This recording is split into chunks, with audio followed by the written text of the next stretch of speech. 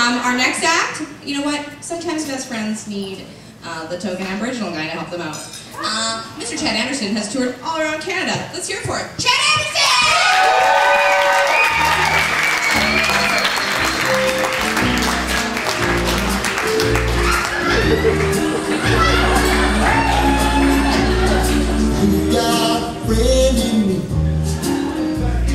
Let's just listen to this for a bit. Bring it back up. Right? Right, Alan Wong? Woo! Alright, that's enough. This is a comedy show, not a concert. You hippies. How you guys doing? You having fun? Yeah. Guys, my name is Chad Anderson. 3 things you should know about me before I get into my set. Just so you have a better understanding of who I am. There's 3 things I'd just like to tell you off the top. The first thing is I'm single. Second thing is I'm sober. Third thing is I'm Aboriginal. Woo! Lost her there. Eh? She was like, no, not even. And if those last 2 things together surprised you, you're probably slightly racist. I'll just say that. Sober and Aboriginal? Yeah, right, Chad. Oh man, yeah, it's good to be here, guys. I've been sober for just over 3 years now. I've been clean and sober. So, yeah. I'm glad you guys applauded for that, because if you didn't, I was going to get fucking hammered tonight, so thank you. It saved me for one more day. I've also been single for over 3 years, so don't applaud for that, please. Thank you, I guess. It's weird. I don't know, because I'm 26 years old, I'll be 27 this year, and it's just weird trying to meet women now that I'm a sober guy. Because I'm always out in venues like this, or like at a bar doing comedy. And you think I could meet someone out there, but I feel like I have no way to start that conversation anymore. Because before, I would just buy a girl a drink, and then she would shut me down. But now I don't have that in anymore, because I feel like it's wrong for me to buy drinks for women now, you know what I mean? Like if I met a girl like, hey, what's up? Oh no, I don't drink, but I'll get you fucking hammered. That's creepy. That's creepy. Especially if I do this. I don't know why I would do that. Also, I'm hungry. Can we get wings? Is that a thing in this bar? I don't know. You have any gum? Ugh. That's weird. That's creepy.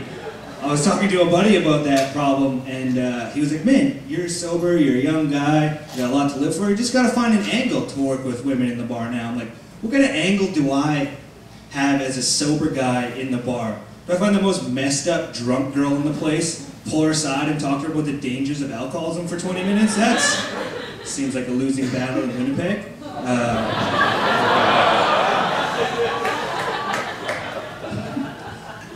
And he's like, well, tell them a cool story, man. Tell them a cool story as to why you quit drinking. I was like, I don't have cool stories about why I quit drinking. They're all pretty sad, actually. They're kind of sad and embarrassing. Like, have you ever woken up, man, in your apartment? Not only are you covered in puke, but your cat is as well?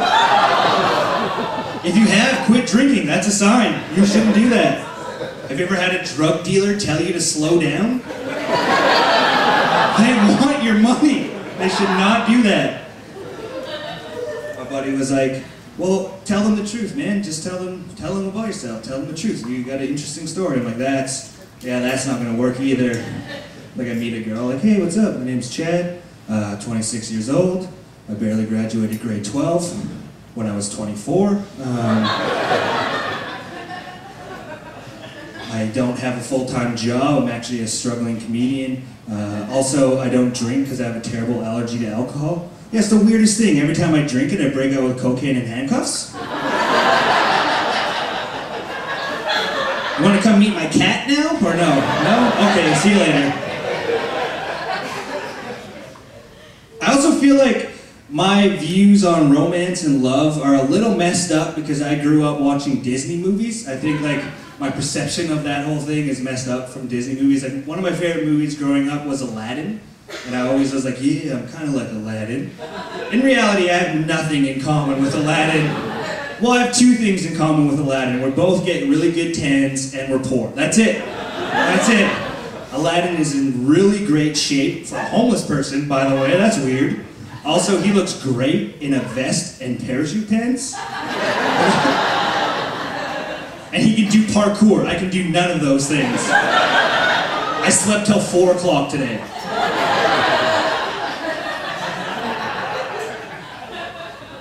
But I tried, right? And also, all Aladdin had to do to get the princess was sing her a song. I've tried that. That doesn't work at all. You just get called a fag. That's it. I met a girl the other day. I was like, hey, what's up? My name's Chad. Let me ask you a question. Do you trust me? Because I was gonna act out that scene, right? I was like, do you trust me? She's like, no, I don't trust Indians. I was like, okay, that's... I understand. I understand. I understand.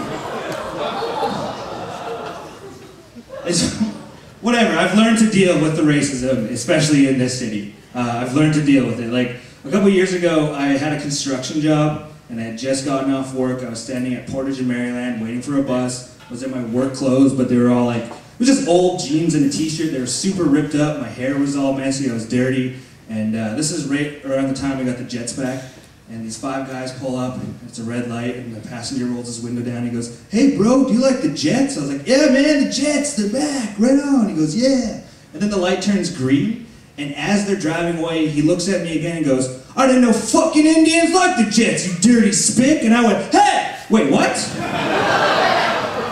He called me 2 races at one time?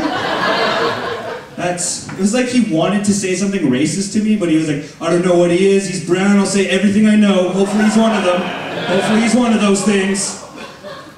The thing that got me more than the fact that he called me 2 races at one time was that there was 5 guys in the truck. I was by myself at a red light, and they waited for a green light to say something to me. I was like, he was about to, and his buddy was like, no, bro. That Mexican Indian is pretty dirty.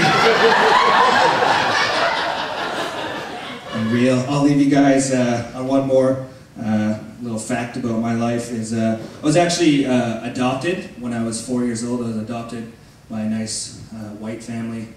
And I love my family. I love my parents. But the one thing that I have as a regret is I didn't grow up learning about like native stuff. I just called it native stuff, so that's obvious. I didn't grow up with my culture, right? I didn't learn it until I was already an adult. But I think I did some really instinctual things that confused the shit out of those white people when they were raising me. Like, I grew up on a farm, and we had a ton of animals, and they were constantly having to corral those animals back into their pens because I was always setting them free. Like, you're free! This is how you're meant to be. We had horses. They tried to teach me how to ride a horse, and before they could even get a saddle on the horse, I'd just be shirtless, barebacking across the field. Like, I'm free! Oh, like I never trusted blankets they gave me. History. Some of you oohed at that. Some of you are like, ooh, my white guilt. It goes pretty good with this white privilege though, so. Fair trade.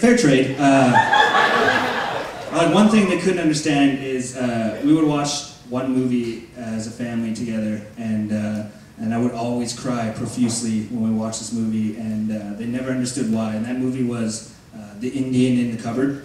Like, what kind of fucked up Anne Frank story is this?